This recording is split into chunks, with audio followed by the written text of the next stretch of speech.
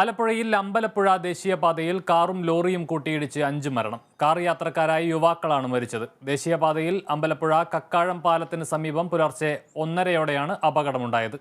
തിരുവനന്തപുരം പെരുങ്കടവിള സ്വദേശികളായ പ്രസാദ്, ഷിജുദാസ്, സച്ചിൻ, സുമോദ്, കൊല്ലം മൺറോത്തുരുത്ത് സ്വദേശി അമൽ എന്നിവരാണ് മരിച്ചത്. കാർ വെട്ടിപ്പൊളിച്ചാണ് യാത്രക്കാരെ പുറത്തെടുത്തത്. കാറിലുണ്ടായിരുന്ന 4 പേർ സംഭവ സ്ഥലത്ത് വെച്ചും ഒരാൾ വണ്ടാനം മെഡിക്കൽ കോളേജ് ആശുപത്രിയിൽ വെച്ചുമാണ് മരിച്ചത്.